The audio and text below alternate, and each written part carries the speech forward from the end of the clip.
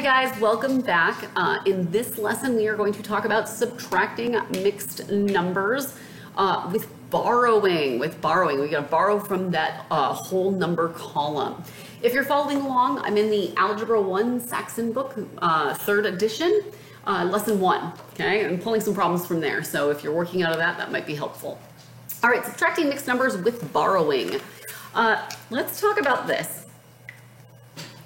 So we have 15 and 1/3 minus 7 and 4/5.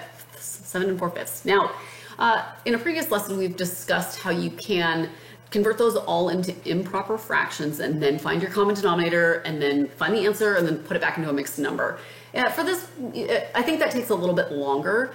So I think that this is a better solution. So instead of converting those to mixed numbers, instead of converting those to improper fractions, what we're going to do is find a common denominator for our fraction portion of it. We're not going to worry about those whole numbers quite yet.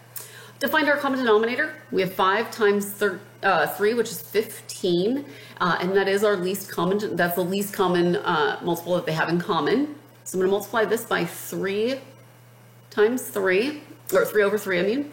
Then I'm going to multiply it by 5 over 5. 5 over 5. Okay, so now what I have is, I'll just write it right down here. 15 and 5 over 15 minus 7 and 12 over 15. Okay, so at this point, if I did the fraction portions where I do 5/12 minus, 5/15 minus 12/15, I would get a negative number, right? So what we need to do is we have to borrow. If you get a negative number, you have to borrow. We're gonna take one of these whole ones, so we're gonna reduce that down to 14, and whatever is on the bottom here, that's what you add up here, okay?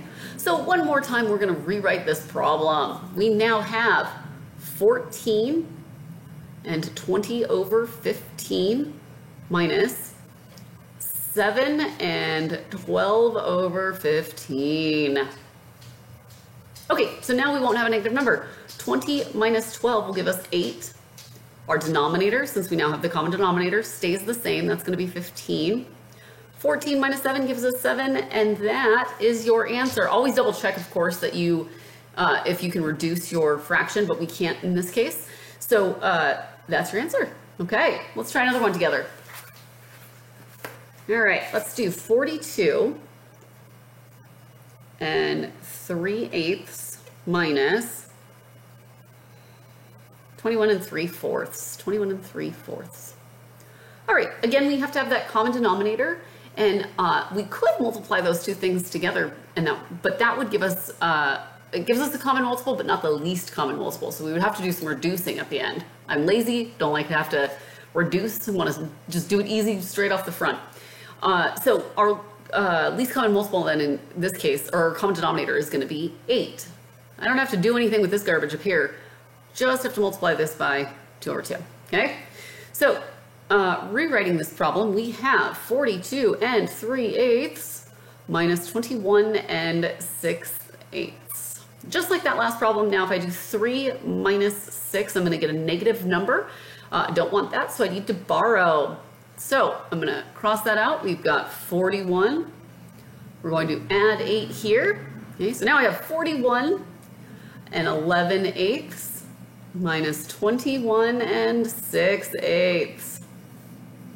All right, 11 minus 6, that's going to give us 5 over 8. And 41 minus 21 gives us 20, and that is subtracting with borrowing. Subtracting with borrowing. Excellent work.